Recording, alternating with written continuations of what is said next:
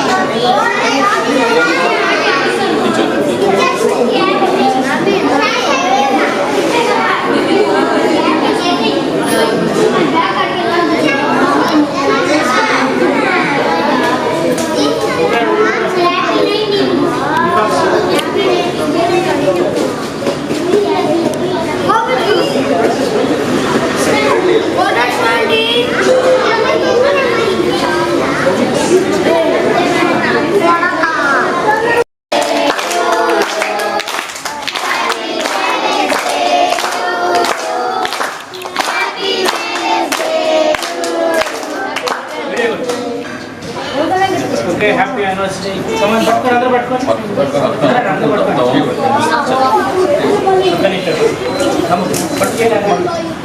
job anniversary.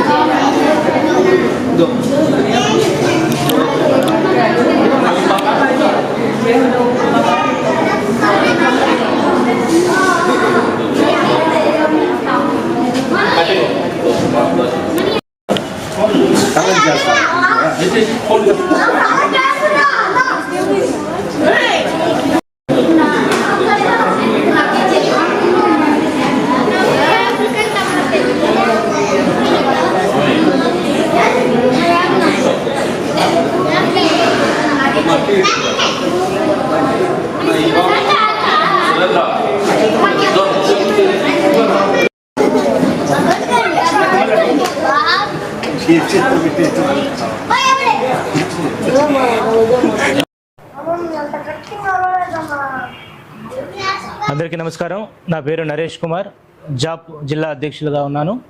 ఈరోజు జాప్ 32వ ఆవిర్భావ దినోత్సవ వేడుకలు నెల్లూరులోని విశ్వభారతి అందుల పాఠశాలలో జరుపుకోవడం చాలా ఆనందదాయకం. రాష్ట్ర వ్యాప్తంగా కూడా ఈరోజు మా రాష్ట్ర అధ్యక్షులు రవితేజ గారి సూచనల మేరకు మా జిల్లాలో జాప్ సంబంధించినటువంటి ఆవిర్భావ వేడుకలు అందులతో పాటు మేము జరుపుకోవడం మా టీం సభ్యులంతా కూడా గర్వపడుతున్నాం. చాలా ఆనందదాయకమైనటువంటి విషయం చెప్పుకోవచ్చు. ఇది ముఖ్యంగా జాబ్కి సంబంధించి నిరంతరం కూడా జర్నలిస్టుల సమస్యల పట్ల ముందుకెళ్తున్నటువంటి యూనియన్గా ఈరోజు రాష్ట్రంలోనే కాదు కేంద్రంలో కూడా ఒక కేంద్ర బిందువుగా ఉన్నటువంటి యూనియన్. సో ఇది ఒక జర్నలిస్టులకు సంబంధించినటువంటి నిరంతరం ముందుకెళ్ళేటువంటి యూనియనే కాదు, సామాజిక సేవా దృక్పథంతో పాటు అనేక సమస్యల పట్ల కూడా ఈరోజు ప్రజలకు ప్రభుత్వానికి మధ్య వారధిగా ఉంటూ కూడా మేము ఈరోజు కీలకంగా ఉన్నటువంటిగా జాబ్ మేము పరిగణలోకి తీసుకుంటున్నాం.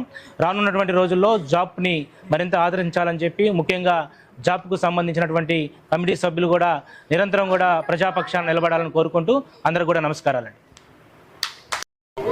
జాప్ 32వ ఆవిర్భావ దినోత్సవం ఈరోజు మేము విశ్వభారతి పాఠశాలలో జరుపుకోవడం అనేది మాత్రం అత్యంత శుభసూచకంగా భావిస్తున్నాం. నిజంగా ఇక్కడ అంటే జాప్ ఎంతైతే ముందుకెళ్తుందో కానీ ఈ విద్యార్థులను చూసిన తర్వాత ఇక్కడికి వచ్చిన తర్వాత అంటే నేనైతే మాత్రం ఎంతో కలత చెందాను. నాకైతే మాత్రం నిజంగా కళ్ళ మీద నీళ్ళు చేమారుస్తున్నాయి. ఇంత ఫిజికల్ లింక్ ఛాలెంజింగ్ పీపుల్ మీ అందరికి కూడా మంచి భవిష్యత్తు ఉండాలని కోరుకుంటున్నాను నాన్న.